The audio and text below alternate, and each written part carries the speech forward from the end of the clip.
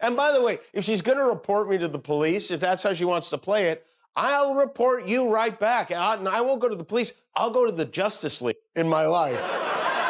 I tweeted back. I wrote, "Officer, I'd like to report a joke." She's a snowflake and a sociopath at the same time. A snowciopath, as we will call her from now on. But seal this up. I would like you to, you know who to bring this to, right? Yes. Yeah. Get this to Gotham City at once. And don't hesitate. All right. And if you don't want to catch any, then you shouldn't give any. And I think that's what Representative Greene encountered on Friday. If you don't want none, don't start none. And if you're not going to respect the rules, then it's going to come to you. Ever wonder what unfolds when a comedian and a conspiracy theorist clash on Twitter? Jimmy Kimmel and Marjorie Taylor Greene just gave us a front row seat to exactly that spectacle, and it's more outlandish than a flat earth convention. The exchange transformed from accusations to absurdity, with Kimmel's takedown of MTG proving sharper than the Jewish space lasers she once claimed were igniting California's wildfires. While Greene attempted to counter-punch, her response only added to what became a truly memorable moment in social media comedy. In the broader context, this incident highlights an intriguing contrast. The same public figure who previously endorsed severe actions against Democratic politicians is now taking offense at being the subject of a joke. Federal equal time rule to declare that anti-Trump material broadcast by Saturday Night Live, Jimmy Kimmel, Stephen Colbert, and others was somehow illegal in my life. I tweeted back. I wrote, "Officer, I'd like to report a joke."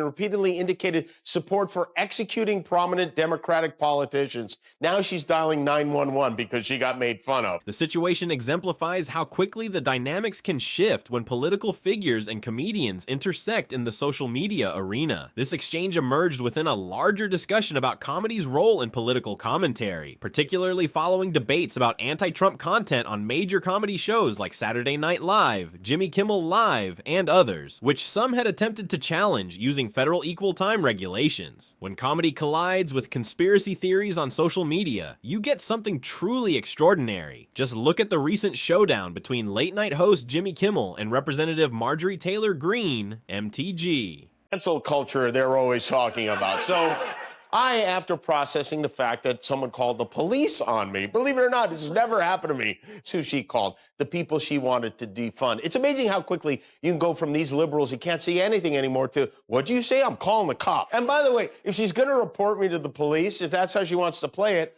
I'll report you right back. And I won't go to the police. I'll go to the Justice League. The spark that ignited this social media firestorm? MTG's controversial decision to label 3 fellow Republicans as pro-pedophile simply for supporting Judge Jackson's nomination entered Jimmy Kimmel, wielding his trademark wit like a comedic sword. He responded by dubbing MTG Clan Mom, a nickname that spread across social media faster than one of the conspiracy theories she's known for sharing. The irony reached new heights when MTG, who had previously advocated for defunding law enforcement, threatened to report Kimmel to the police over his joke. The situation showcases a remarkable transformation. Someone who regularly shares extreme theories and makes bold accusations suddenly becoming highly sensitive to comedic commentary. Kimmel, seizing the moment, highlighted the peculiar contrast by referencing MTG's past claims, including her notorious theory about space-based lasers causing California wildfires and her views on 9/11. The whole exchange reads like a masterclass in political satire meeting unintentional comedy. ABC contacts my employer. This threat of violence against me by Jimmy Kimmel has been filed with the Capitol Police. She's a snowflake and a sociopath at the same time. A snowciopath, as we will call her from now on. But this incident serves as a perfect encapsulation of modern political discourse, where social media confrontations between public figures can quickly escalate from simple jokes to threats of legal action, all while maintaining an almost surreal quality that would seem outlandish in any other context. The interaction represents a unique intersection of contemporary political culture, comedy, and social media dynamics. The ongoing social media clash between late-night host Jimmy Kimmel and Representative Marjorie Taylor Greene, MTG, MTG escalated to unexpected heights, demonstrating how even the simplest comedy can spark remarkable reactions in today's political landscape. Despite her reputation for generating controversy, MTG displayed a surprisingly sensitive response to comedic criticism. The incident intensified when MTG took to Twitter to claim Kimmel had made violent threats against her, an interpretation that many found puzzling given the clearly comedic context. In what many viewed as an extreme response, she proceeded to file an official complaint with the Capitol Police over what was widely recognized as a standard late-night comedy bit. I'm writing about a woman who might be a supervillain, like the Riddler, push late-night comedians for giving illegal campaign contributions to the Democratic Party in the form of jokes and on-air satire. Seal this up. I would like you to, you know who to bring this to, right? Yes. Yeah.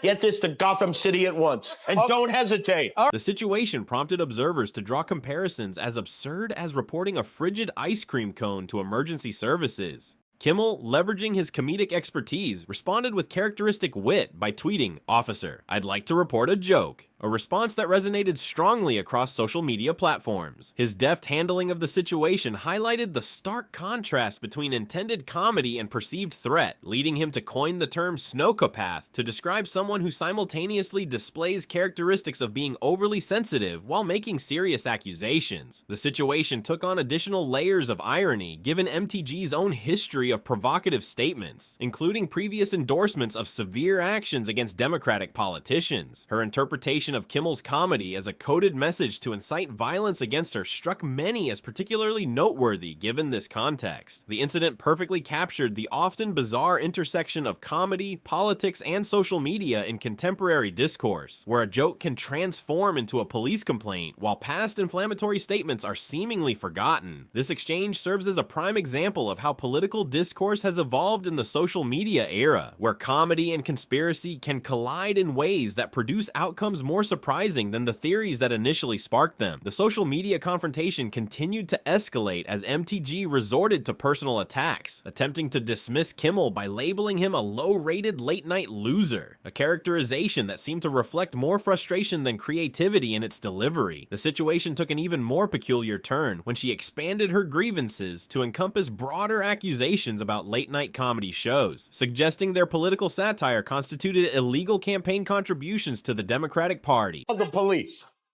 and reported this. Not only did she call the police, she called the same police she voted against giving a congressional gold medal to. Kimmel, demonstrating his comedic prowess, elevated the exchange by crafting a satirical response that transported the conflict into the realm of superhero fiction. His mock letter to Batman about MTG's behavior showcased a masterful understanding of how to respond to serious accusations with lighthearted absurdity, effectively highlighting the disproportionate nature of filing police reports over comedy routines. The incident revealed a striking contradiction in MTG's approach to public discourse.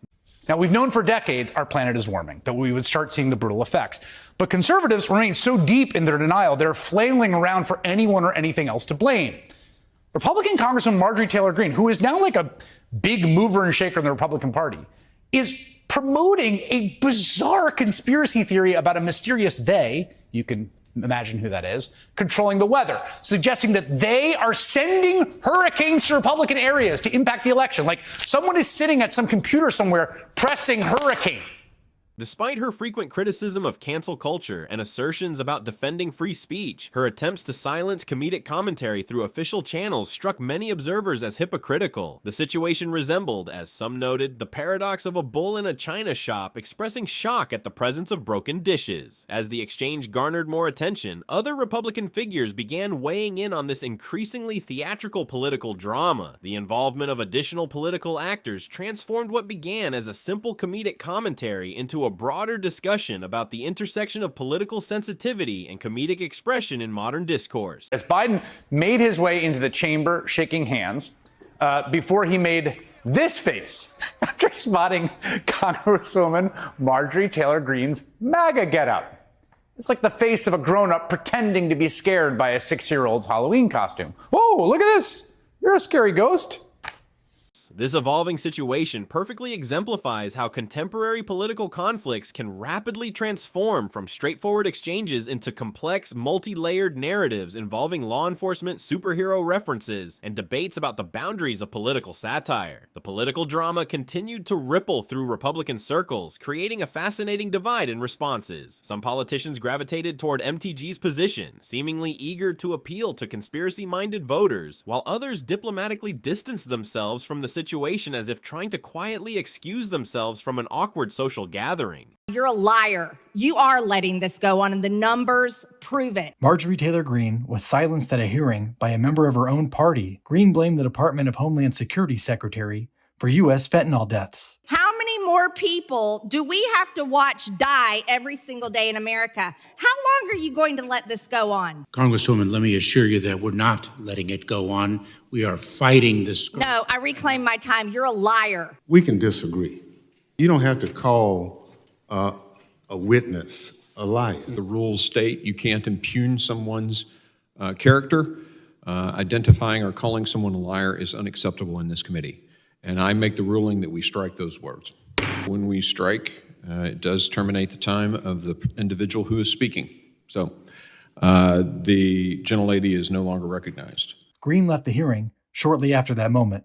The escalating incident revealed distinct factions within the Republican response. While some party members actively embraced Greene's position to connect with conspiracy-minded voters, others practiced careful distancing, much like trying to politely exit an uncomfortable dinner party conversation. This split reaction transformed what began as comedic commentary into a complex political narrative, layering concerns about law enforcement, superhero references, and the boundaries of political satire into a single, rapidly evolving story that exemplifies how modern political conflicts can quickly transcend their original scope. The conflict further intensified when MTG escalated her response by threatening to have Kimmel removed from Twitter, presenting a striking contradiction between her professed support for free speech and her attempts to silence opposing voices. Kimmel, maintaining his comedic approach, suggested MTG might benefit from some protective headwear, a pointed reference to her previous conspiracy claims that managed to both critique and entertain. This exchange illustrates how modern political comedy